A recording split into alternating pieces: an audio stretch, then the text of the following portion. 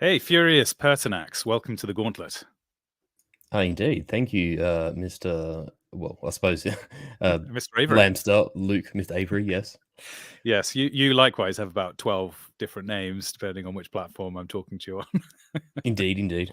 Although I do try and keep consistent with the Twitter handle. I haven't actually changed that yet, so I haven't been quite so Well, Mediterranean in the Twitter handle. So then perhaps I should have put you up as Iron Age agriculturalist, bracket, does it? Yes, certified soil seed oil hater, seed or close hater. bracket.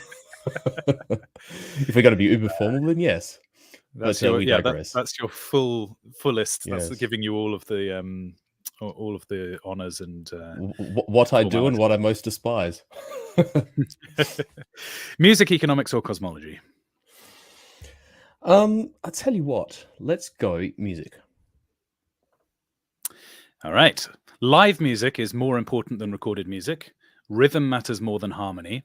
Or the emotional authenticity of music has been diluted.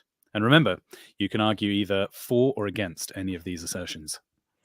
I will take the last category. Mm-hmm. And will Hmm. you be arguing for or against? I will argue for the proposition that emotional authenticity of music has been diluted. Great. Take it away. So, if we consider, and I preface all this by saying that my forays into music have been rather amateur, although I do thoroughly enjoy music, and I spent much of my life around music, as a matter of fact. Huh. I have some very talented musicians in my family. Um, Huh. I was kind of semi-blessed, but we'll leave it there.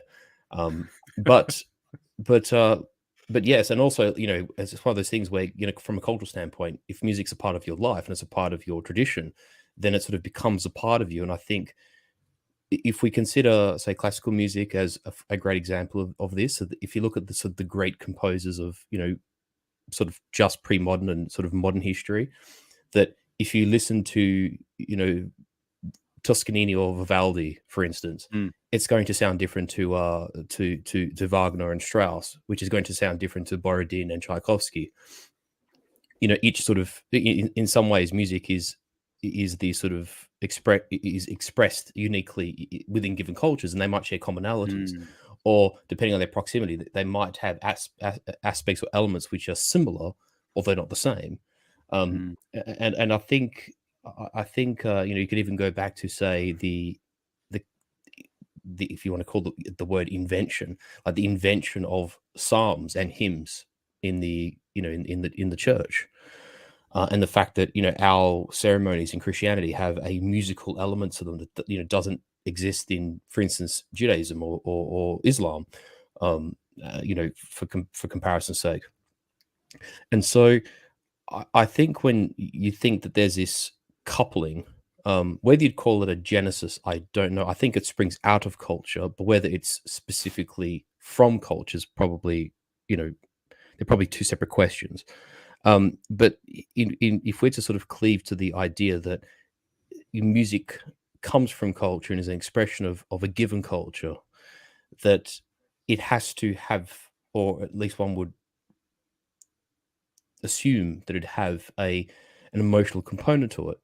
Uh, you know, Church hymns, for instance, when they're sung with a solemnity or a sincerity, and in the case of, say, a funeral, which would be a more sort of heartrending environment, or a wedding, which is a joyous one, or a baptism, let's say, Mm. they are expressed in a given way. I mean, I know this as someone who, I spent nearly 10 years of my life being an altar boy and singing in a choir. Mm. I'm as familiar with this as any of people, in our circles who are, shall I say, uh, religious in a familial sense, or were raised with religion, or Christianity in our context. Mm. Um, and I think, if you go to a church, and you attend a mass under those circumstances, like I said, funeral, baptism, wedding, the music itself there will have an emotional overtone to it.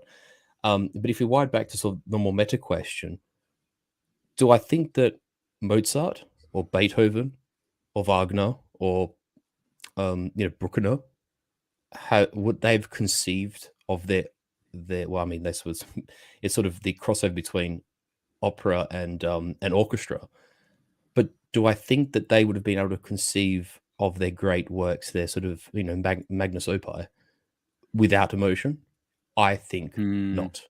Hmm. Now, if we look in the more modern day, we've kind of had this, it's not entirely the case, but as a broad trend, this lurching, particularly in like the post World War II era, this lurching towards music being the domain of degenerates and misfits and addicts and whatever. Not exclusively so, but I'm talking like in the popular sphere, right? Hmm. Hmm. And people have sort of felt that have partaken in this have sort of felt this compulsion to delve more and more into those sort of self-destructive and those sort of soul and body corroding behaviors and lifestyles to sort of be able to generate something resembling music or original creativity. And that we now get to the point now there's this synthesis between sort of like degradation of the soul and the relentless march of technology whereby emotion has been taken out of it, both from the creation standpoint and from the user consumption standpoint. You know, Hmm. if you were to hear, Dies Irae, or if you were to hear, like for instance, like a Latin, rendition of Te Deus Laudamus, for instance, sung by a choir that was well versed in it and sung with like a sort of a kind of almost a devout kind of solemnity, Hmm. versus going to what's that famous festival? Is Glastonbury, and just having a Hmm. whole bunch of like crackheads and weed smokers like just gormlessly swaying in the breeze to some like electro synth riffraff. I mean, I cannot fathom the argument that they are the same thing, and I think that doubtless one carries with it a far greater emotional tender than the other. Okay, I think that's very well said and very interesting. I guess my question is it that the emotional authenticity has diminished, or is it that the emotion that's being evoked has changed? Because the examples that you gave were often pieces of music related to worship, um, the kind of religious, or there was a certain pomp and ceremony. Mm, People were writing pieces that they were, um, they were making their money by patronage, mm, and the patrons were wealthy, and so they were evoking just different set of emotions. Um, Today's music, you know, there's a lot of music that expresses lust or angst or despair, or these are strong emotions.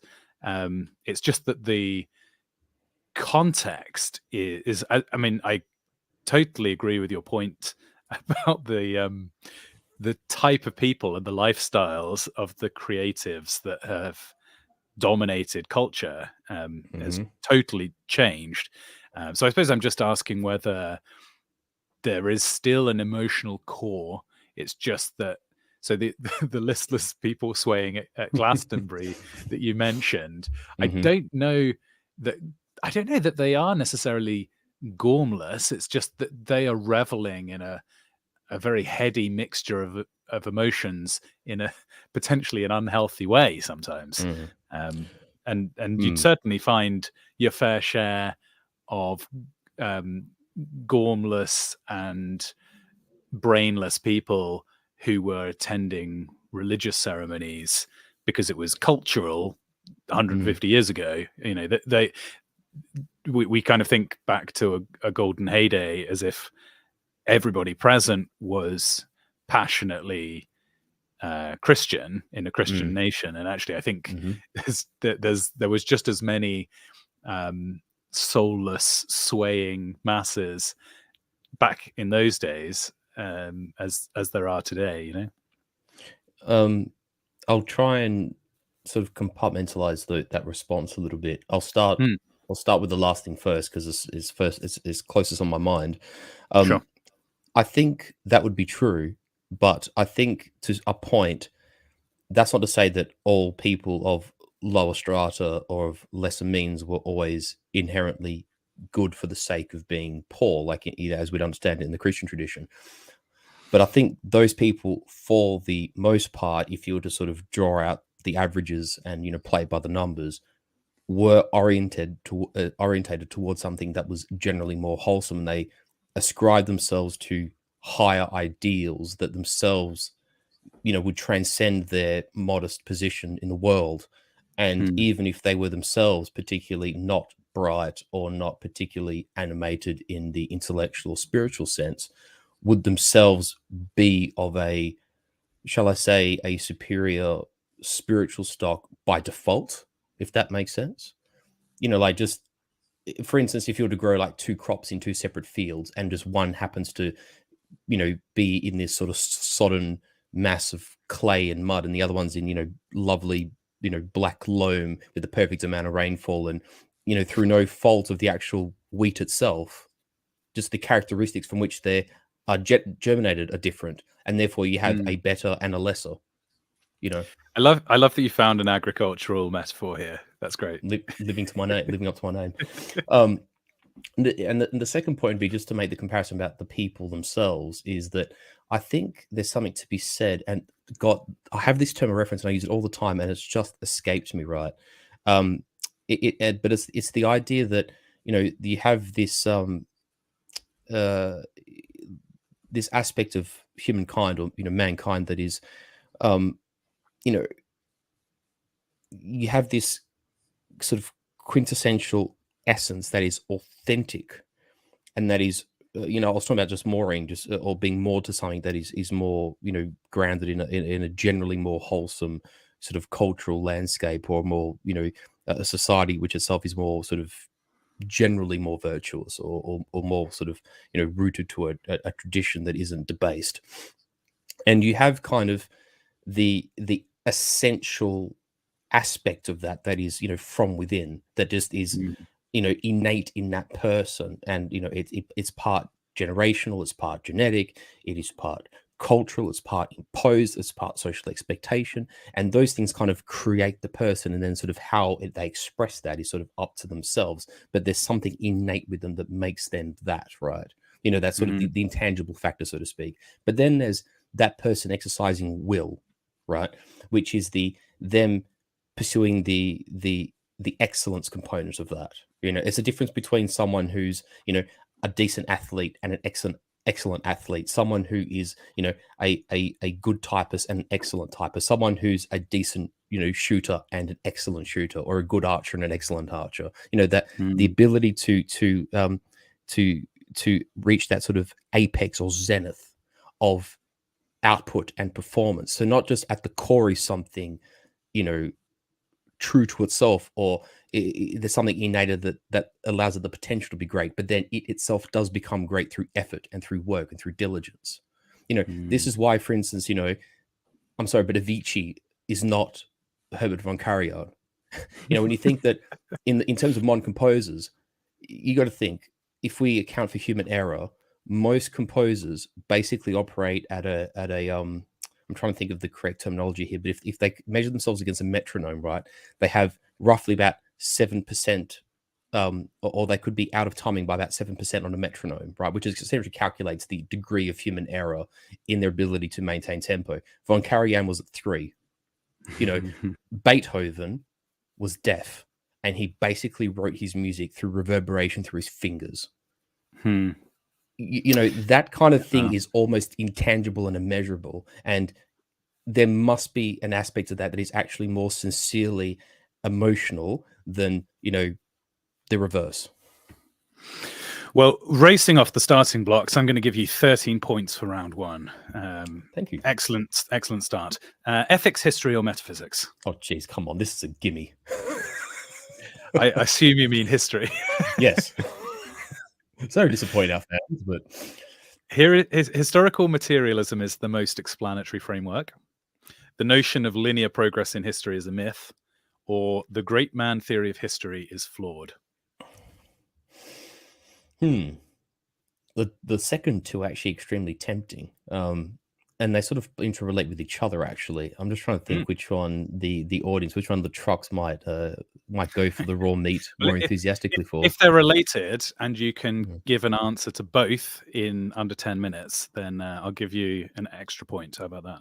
Okay, If you can weave let's together an answer let's to both. try it. So I'll argue essentially the notion of linear progress is a myth, and Mhm. I will argue that the great man theory. I Is won't argue flawed that or it's. is flawed? I won't. I'll argue It's basically not flawed. against the proposition that it is not flawed. Okay. Okay, so we'll try and do A and B. So essentially, history, as the events themselves, prove that it is not linear. There have been great cycles, sort of meta cycles of civilization as a whole. And in fact, one could plausibly argue of a time before that we still today should have difficulty explaining. For instance, who actually constructed Stonehenge? There's Mm. that very famous archaeological dig in Turkey at Göbekli Tepe, where Mhm.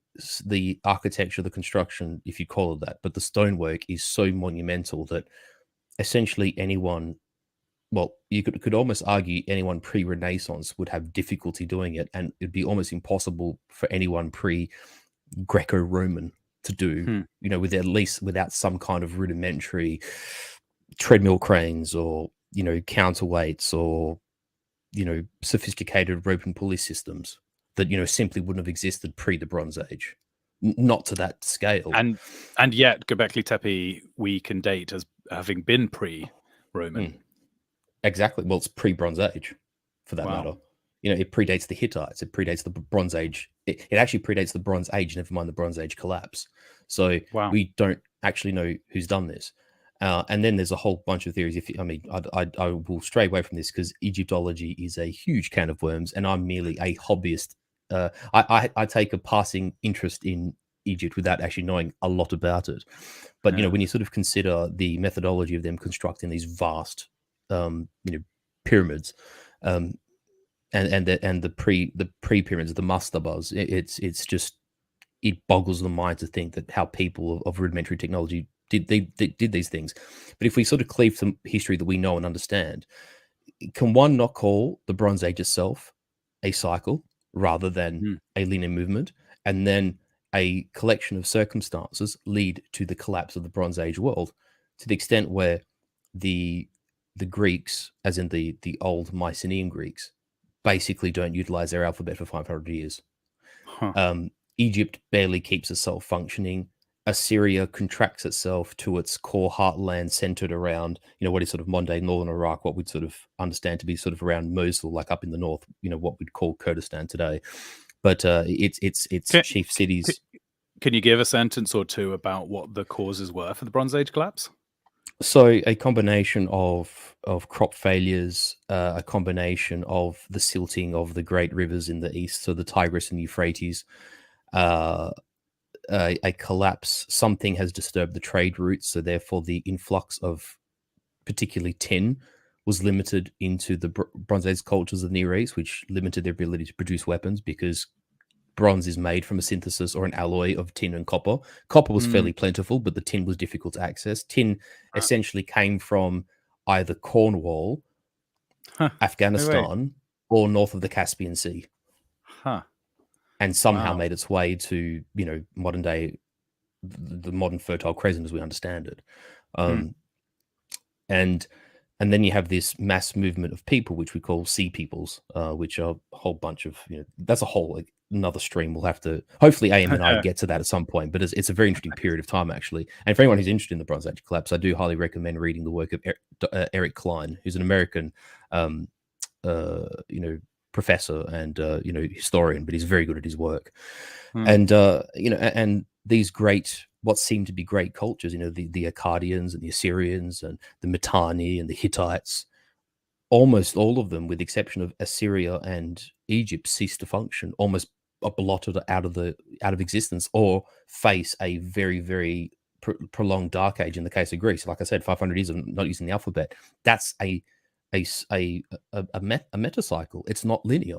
Mm-hmm. And then we can even argue that if you look at, say, Iron Age cultures, within the meta scale of the Iron Age, you have the meteoric rise and then the collapse of Greece, after which case Rome kind of absorbs the Hellenic world into itself, and it's itself kind of partially Hellenic in its essence anyway. And then Rome achieves this enormous zenith culturally, administratively, legalistically, militarily, and then it exhausts itself as all great empires do, and then half of Rome is lost, to these young energetic tribes. To use like because our friend AA obviously talks about the work of people like Bagger Glove, for instance, who talk about like these energetic empires that sort of, crash in the door and sort of devour the carcass of the dying colossus. They feast on the ruins of what's left over, and they create a new genesis from what's left, which is basically what modern day France and Germany and Italy and Spain are. They're these very specific instances of cultural ethnic genesis from the ashes of Rome, with the influx of these Germanic barbarians that came into Western Europe in the 4th, 5th, 6th century. And then Rome, as in the remnants of the empire, exists in the east in the form of Byzantium for the next 1,000 or so years. But that too, it endures its own cycle of setback, recovery, secondary setback, recovery, dramatic crisis, partial recovery, a couple of fatal strikes to the heart of the empire, and then its eventual dissolution and defeat. Within the same entity, Rome suffers at least 4 or 5 cycles of decline, recovery, decay, collapse. There's no linear explanation for that whatsoever.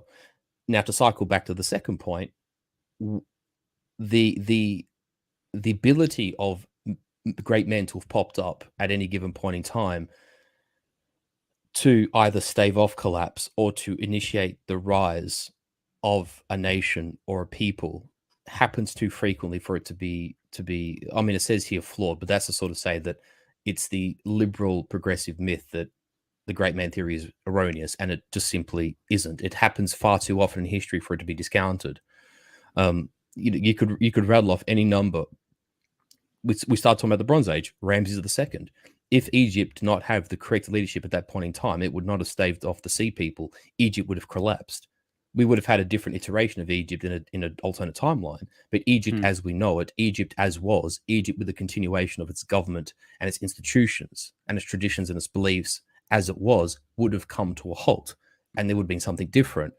In the same way that, because we're just talking about the collapse of Rome, if Flavius Aetius did not defeat the Huns at Catalonian plains, and the Huns had en masse transplanted themselves into what is modern day Gaul or modern day Italy, those countries would be different than what they are now. But they were able to raise one last Roman army and make a stand in Western Europe and drive the Huns out of Western Europe. And eventually the Huns themselves imploded and collapsed on themselves and were absorbed by other people. Flavius Aetius was the great man of the hour who, stood for Rome at the very end of its life. The same could be said of Majorian, although Majorian sadly wasn't successful. People in our circles know me as a Byzantist. You could argue that when the Turks broke through Anatolia at the sort of end of the 11th century and basically ran roughshod over the Anatolian plateau, had Alexios Komnenos, the progenitor of the Komnenos dynasty, not come to the fore, not himself being a great man, and kept his empire together and managed to defeat all the enemies that beset Byzantium, Byzantium could have easily been snuffed out in the 11th or 12th century and just sort of come to a sudden halt. I mean, that's just pre-modern. I mean, that's just like a couple of examples of great man theory, and it plays into these cycles. The great men pop up at the start of cycles, at the midpoint of cycles, which is an Aurelian kind of figure or a Constantinian figure who at the crisis point prevents the sudden collapse. And then there's the great man like a Flavius Aetius who at the death still is there and present, or even at the very, very end, you have a Constantine Palaiologos, a man who dies with his people at the city gates, but he's a great man in the narrative of his people and lives on in folklore. It's not incorrect because it happens too often. On the subject of linear history, I can't help but bring up in Daniel 2, of course, there's this very famous dream that King Nebuchadnezzar has about a statue that has a gold head silver chest and arms, a Hmm. bronze belly and thigh, iron legs, and then it's Hmm. got feet of iron and clay. And these are generally considered to represent, in turn, the Babylonian Empire, the Medo-Persian Empire, the Hmm. Greek Empire, the Roman Empire, and then perhaps the divided kingdom with iron and clay feet. Hmm. And in a way that lines up with what you were talking about with the cycles.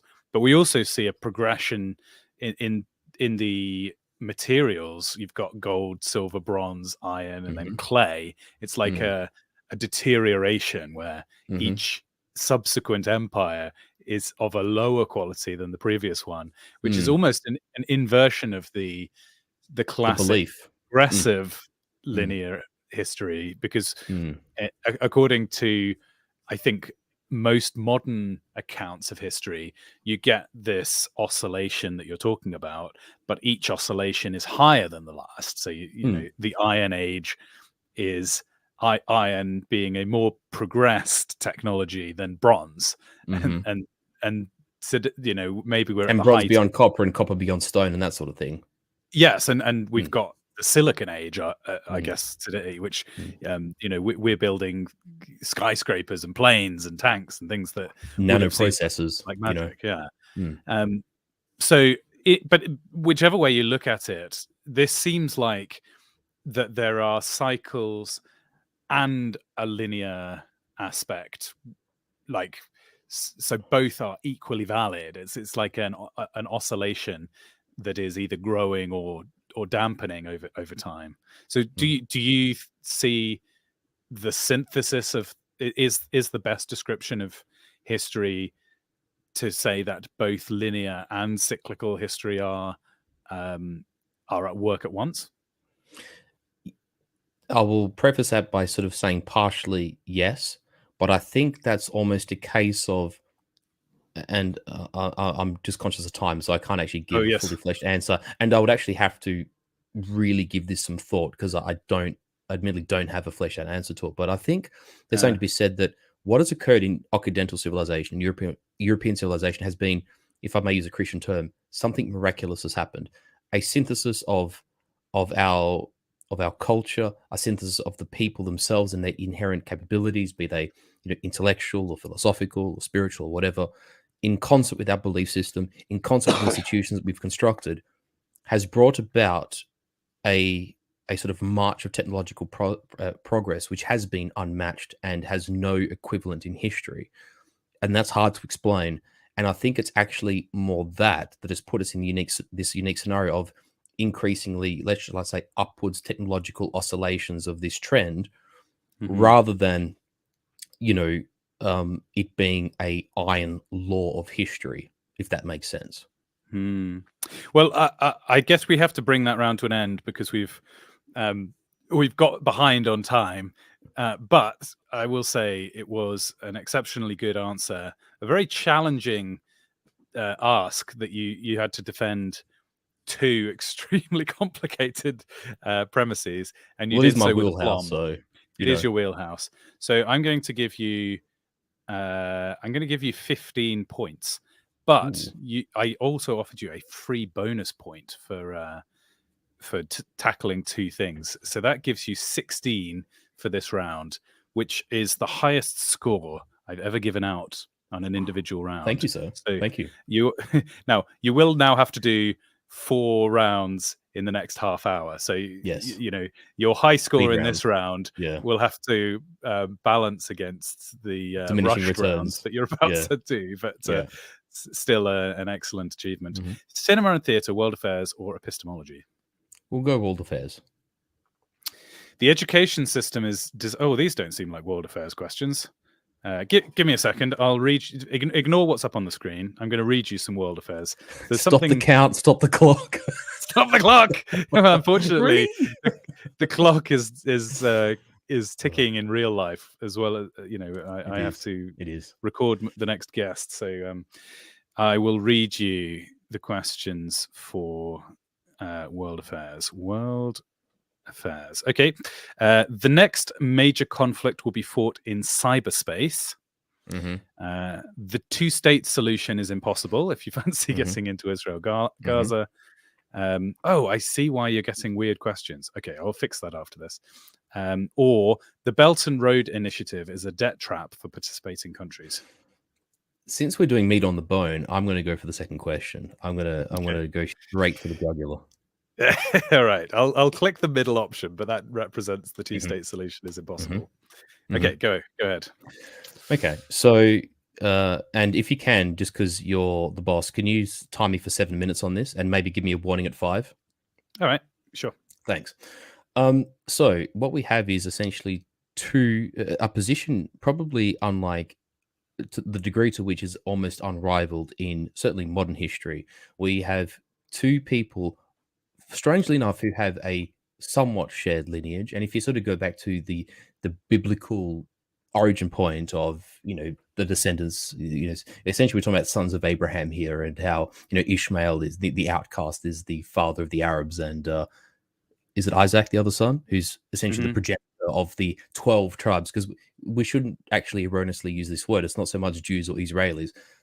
Isaac is the progenitor, as is Abraham, but in this case, specifically, Isaac is the progenitor of the 12 tribes of the peoples of the Old Testament. And so you have that sort of sits at the very bottom of this question. Then there's the second component of a misunderstanding of what comprises the legitimate modern day standard bearers of this identity. And you have, like I mentioned, the 12 tribes, and you have the tribe of Levi, and hence Leviticus, which are the essentially, from what I understand, a priest of the temple has to be from the tribe of Levi, for example. Then there's the tribe of Benjamin, and there's a tribe of Manasseh, and you have the tribe of Judah, who are descendants of Judah being one of the the 12 sons, and Joshua, who is basically becomes the progenitor of Israel as we know it in the Old Testament.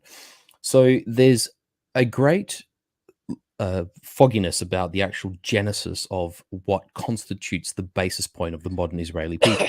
And then there's this other component to it historically, where the people of the Levant, shall I say, of old ancient Judah and Israel, or Israel or Samaria, call it what you wish, they were defeated by a lot of their neighbors. They were defeated and vanquished, or rather, they suffered setbacks and defeats at the hands of the Egyptians. They were defeated and put into exile by the Babylonians, as we know.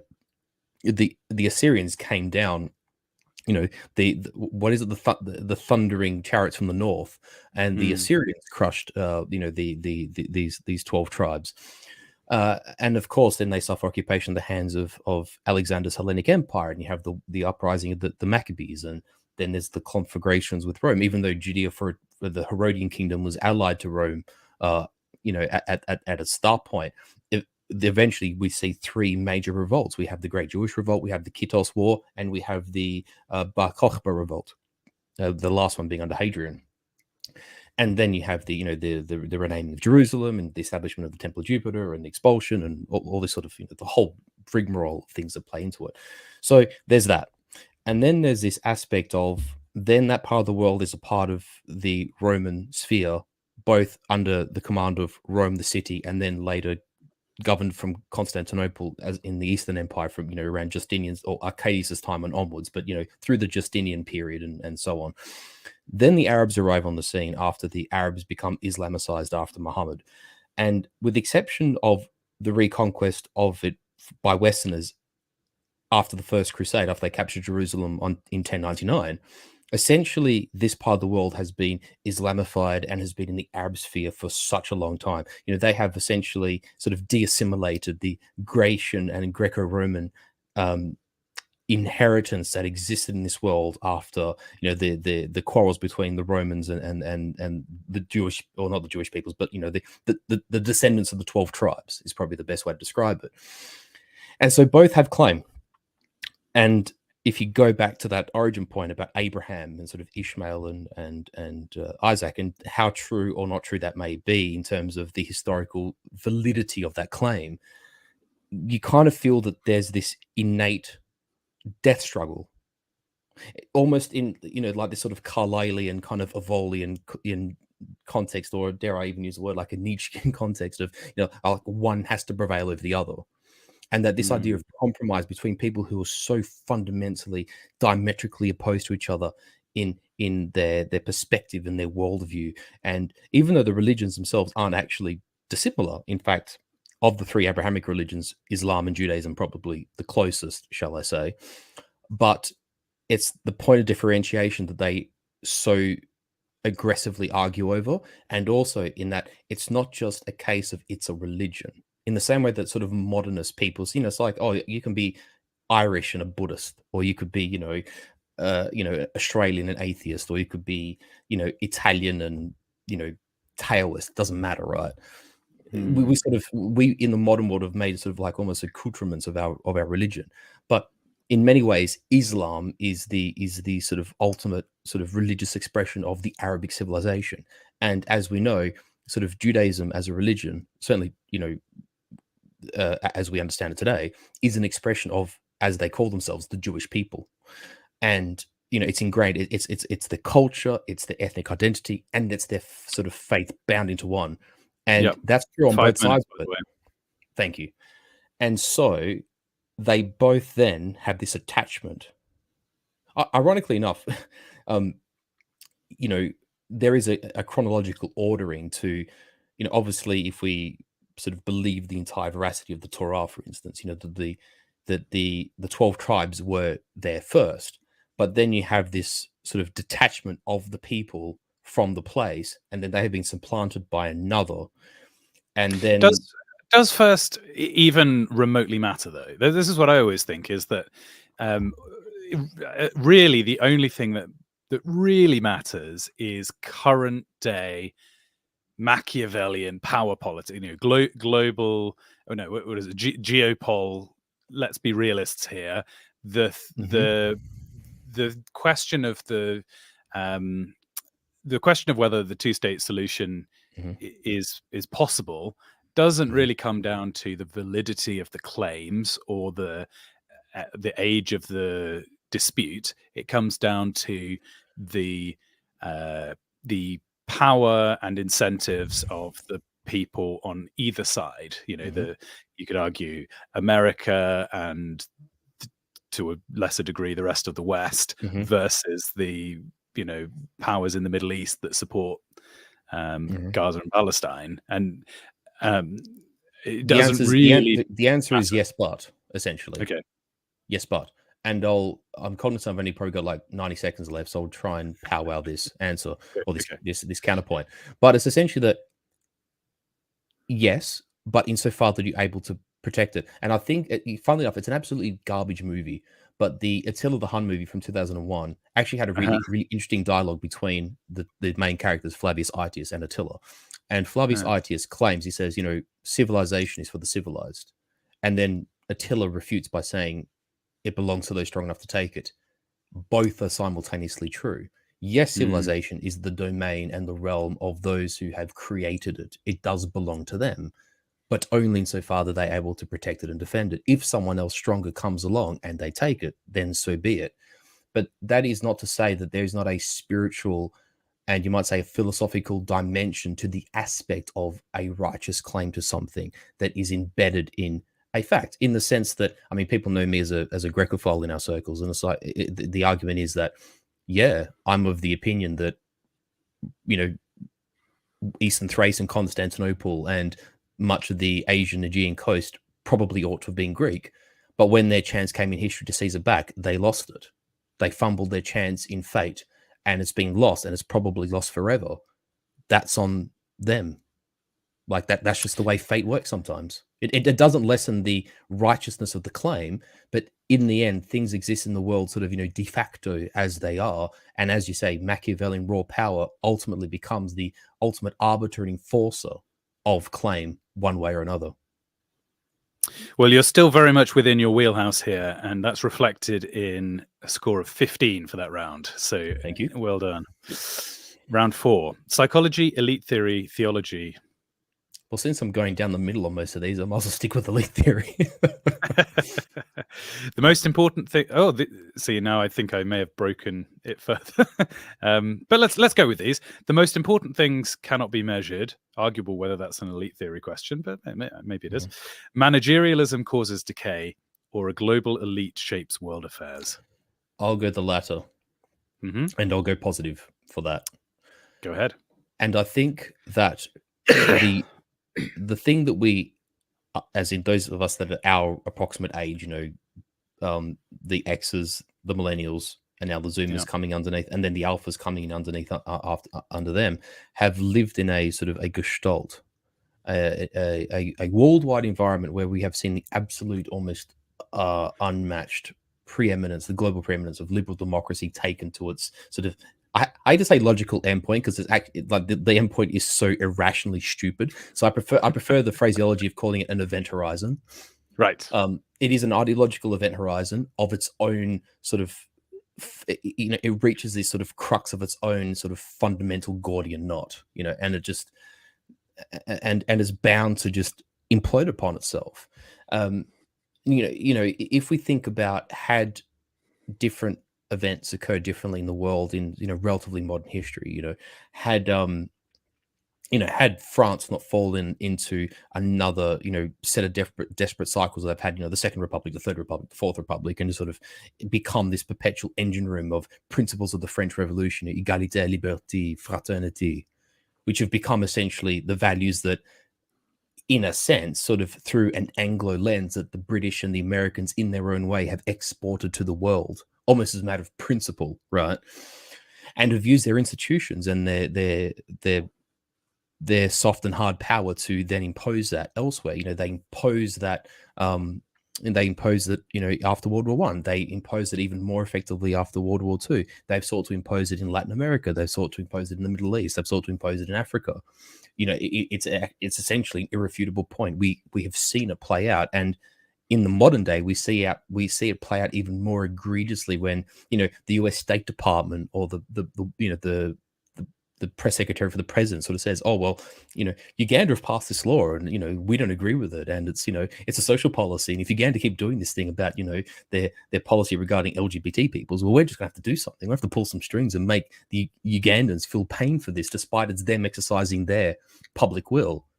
It's sort of like it becomes one-way traffic, and that culture, that culture's not even the right word, that ideology,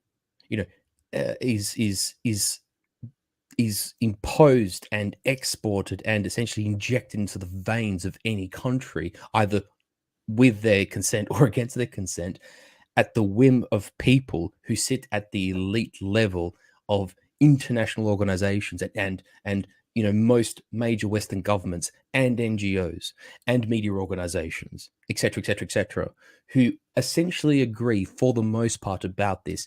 Yes, George Soros and Klaus Schwab and Tony Blair and and Victoria Nuland and Anthony Blinken and Hillary Clinton and Barack Obama, etc., don't agree on everything. But if you put a Venn diagram, put them all on it, you're going to have a 95% crossover of all those people. They fundamentally agree on these values, and as elites, they will utilize everything at their disposal to impart, import, impose, and inject their worldview on and within everyone else. I'd like to tease apart two things here. So let's take it as a given that there are a minority, a small number of people who we can call the elite, who have the vast majority of power between a small number of people. Then there's a second question of how much power do they have in total, right? How much control do they have? Are they reactive, or are they really, able to sculpt the world into whichever shape they choose? I don't think those things are diametrically opposed. To some degree, they use and abuse institutions to exercise their will, and in other instances, they exploit opportunity and surprise. Well, I suppose also, to refine the question, then, are there things that they would like to do but can't because they simply don't have the leverage. If they had their way, right, the sexual revolutionaries of the 60s, for instance, would have just passed everything back then. They would have lobbied for complete open slather LGBT principles, back in Harvey Milk's day. But the public weren't receptive to it. This is why, for instance, and I mean, I use these examples all the time, and this age bracket where people like us were sort of leaving school or going through high school, and we have a relatively recent memory of this. You have a lot of left-wing politicians who sort of LARP as kind of like pseudo conservatives, but then sort of like under their skin suit, they're these bubbling revolutionary Jacobins. Of course, Barack Obama always wanted to bring about same-sex marriage, and so did Julie Gillard in Australia, and so did probably well, I mean, David Cameron said it made him a conservative in Britain, for instance. But like Hillary Clinton, these are people who made pronouncement that, but okay, men and women have this special historical claim or description that's marriage that is contingent with some kind of civilizational principle. That's roughly what that was said. But we need to show tolerance as a result of our own ideological principles. And then every single one of those people did a hill turning within 10 years, in many cases within 5 years, because it was expedient. Enough silent generation and greatest generation, and even some boomers, enough of them died in the electorate that they made the next step of revolution possible. That's one example. Since you have 15 minutes left and 2 rounds remaining, how about we 7 minutes each? We give them each 7 minutes. So I'm going to give you 12 points for that. Still a very excellent score. And the next round 5, technology, natural sciences, or Christology. I'll take technology because I haven't gone P1 yet. So let's go for pole position. Surveillance technologies destroy personal freedoms.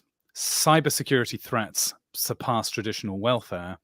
The internet has made truth more accessible. I'll go number 1. And I will go for the affirmative. All right, go ahead.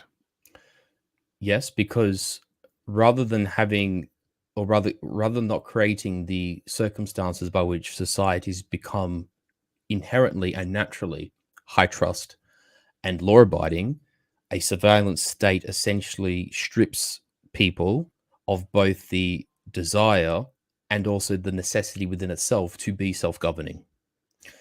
This is why, for instance, if we take this standpoint of, what we describe as anarcho-tyranny, where the sort of like the state lets things happen if it goes in a certain direction because it damages and weakens their political domestic opposition. And we've seen it very egregiously under the Biden administration, but it happened before that. If we're being completely honest, it's just become more prevalent and more naked in very recent times, certainly this side of Trump, because despite the sort of Trumpist establishment, for some reason, he still terrifies people who are of a leftist inclination, despite the fact that, to quote our friend academic agent, Trump is the most pro-gay politician to come out of America, and sometimes MAGA I is wonder the most if liberal Trump movement. Is the ultimate kayfabe. They give him a kind of babyface turn. We'll have to ask Vince McMahon. Yes, I mean, he was in WWE, wasn't he? Maybe he's literally running the thing. Yeah. So, there's that. And I think what is in some ways, and I know I have almost no liberal sentiments or sort of inherent liberal values. People who know me well enough know that, but I'm almost going to flirt with that here. Whoa. It is one reason why I think if there's something to be said for the American experiment as a broad thing, like the idea of a well-armed society and a polite society, indeed. And this is the whole thing about the militia is regulated. Yeah, well, guess how militia is raised from? The populace, the Civitas, to use a Roman term. A militia doesn't sort of materialize out the ether. A militia comes from people or the people of a given nation. It's not just, like I said, doesn't. Well, yeah, or even like it's not just some, intangible thing. If the USA raised, for instance, like the Civil War was essentially just like it was obviously the American Civil War, but it was an internal fraternal conflict within the various micro ethnicities that made up the legacy founding stock American nation, which was primarily waspish, if that makes sense. It's like the number of times that the Romans fought amongst themselves once it became an empire. You just had this fraternal death struggle between different elements of a society that should have actually been cohesive and organized and pushing in one direction.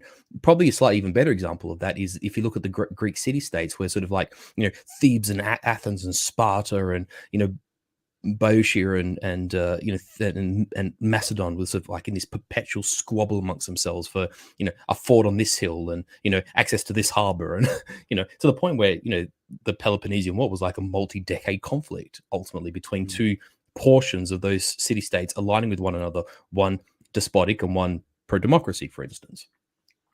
And 5 minutes. And thank you. And if we sort of bring them back to the modern day, with our modern surveillance and then impose upon the liberal ideology that we live under, we are bereft of the ability to defend ourselves. We are bereft of the ability to defend our property. We are disincentivized. For instance, like that young American guy, the one who strangled that guy on the train, he's now sort of going through the courts, the handsome bloke with the mustache, the ex-Marine, whatever he was, in a healthy, normal society, that would be not only acceptable, but would be celebrated as someone performing their civic duty. So the surveillance technologies not only destroy personal freedoms, they erode the capacity and the desire and the actual ability of people to exercise civic duties. Because this is the thing with duties. It's not just rights and access to things. It is also duties and responsibilities. And that is something that is completely being bleached from modern society. And surveillance technology allows our elites to not only rob that from us, but then offer us an empty solution that is not a solution. So if you were the elites, to what degree would you surveil your people? Well, because I am the kind of person I am, I would not surveil my friends, and I would not surveil patriots and people who prescribe to the national ideal, but I would surveil those who would seek to subvert it. How do you know whether they are patriots without surveilling them? Well, once upon a time, that was easy to discern. I'll leave that there because I respect the nature of your channel. Great. Let's give you 12 points for that and move on to the final round. Literature, software and mathematics, or eschatology? I'll go literature. Translation is impossible. TV adaptations cannot capture the depth of the original text. Or children's literature is as complex and significant as adult literature? I'll take the last one, actually, because I tend to be quite adult in my opinion. So I'm going to try go down this route. So which side are you taking? So I will actually agree with the statement, because in the end, this statement is kind of open-ended and allows some interpretation, because in the end, is it complex from the children's perspective, not merely from our own, firstly? And secondly, there are things that exist within children's literature that as a child you overlook, but then as an adult you look back into them and you actually realize there's whole entire layers of things that you missed as a child.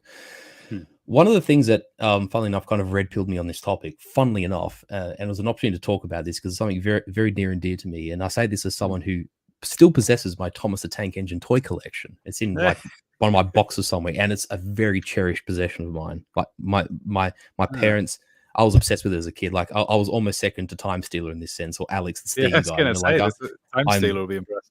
Exactly, and I countless hours playing with them on the farm, like when I was a boy, and I watched every episode, and of the old cartoons and everything, right? But in the end, you're a boy and you see the trains and Toot Toot, and you have Ringo Starr doing the narration, and it's entertaining and whatever.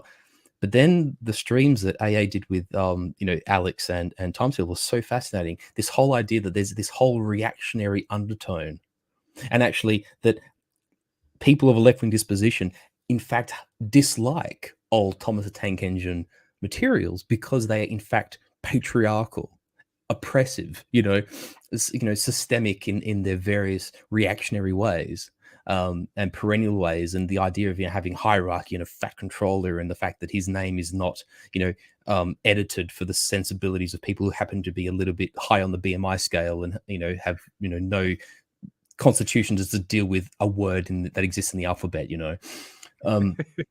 don't see those when you're 5, 6, 7, 8 years old, but you see them as an adult. They become apparent, and I think that. Do you think they'll do a rework where it's the thick controller who's being Oh God, celebrated for his.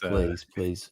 If like some well backsided American rapper does a narration for Thomas, I will bleach my eyes and perforate my eardrums. I will refuse to entertain it.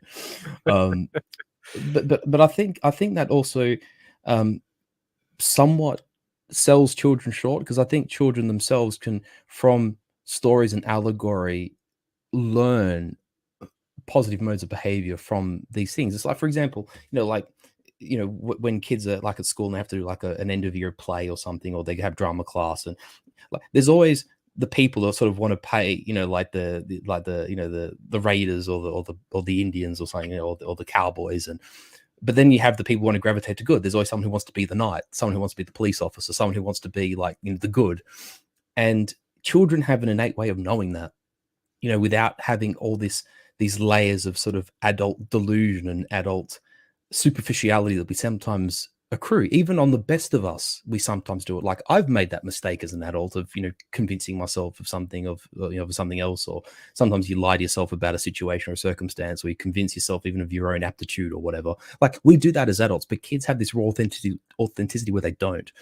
And stories and allegory are an important part of like children coming to learn about the world. And two quick examples I have in this respect is, one, it's why something like Aesop's Fables is timeless. Like the idea of being too greedy that you want all the geese's eggs at once, but if you kill the geese, you lose the golden eggs. It's just a timeless example of that, for instance. And it has stood, and there's a reason why it stood the test of time, because it is simple and it is true, and it cuts to the essence of the life lesson without frills, without pretense and whatever. And then the second thing is, as someone obviously in Australia, I've sort of grown up in the Anglosphere as such. And I love, for instance, before the BBC got properly paused, I mean, it was always paused, but, I love the renditions that they did, up until like even the 90s of, like things like, Jane Austen and, Forsyth Saga and whatever. But I love their works, particularly in like the Dickens, because Dickens had this way of bringing characters alive. And the example I always come to, because I've actually mentioned this when we've had like spaces and we've talked about this, and that is the Little Curiosity Shop. And if you want to watch it, I recommend you do watch it. But if you don't want to hear the spoiler, like press pause or mute now, because I'm going to spoil the ending. There's this part where the like essentially the bad guy, right? He comes to acquire this bookshop over another character who has he's very doting to his I think it's a niece, right? And she's a very young girl, but the greedy financier sort of basically wants to attain this girl once she reaches maturity, and he sort of uses the mortgage against the shop as leverage, and uses his gambling addiction of the other man as leverage. And you get the kind of person he is. Like, he's a manipulator, and he's very malevolent, and that kind of thing. And at the end, he's sort of eventually his schemings are caught out, and he runs away, and he grabs, because he's a materialist, he grabs his possessions and he runs to the Thames, runs to the docks, and eventually he's cut. He either, I think, can't remember if he's pushed in or he falls into the Thames, but rather than swimming to safety, he dies clutching his treasure box, with his jewels and his gold and his gems, and he sinks to the bottom of the Thames.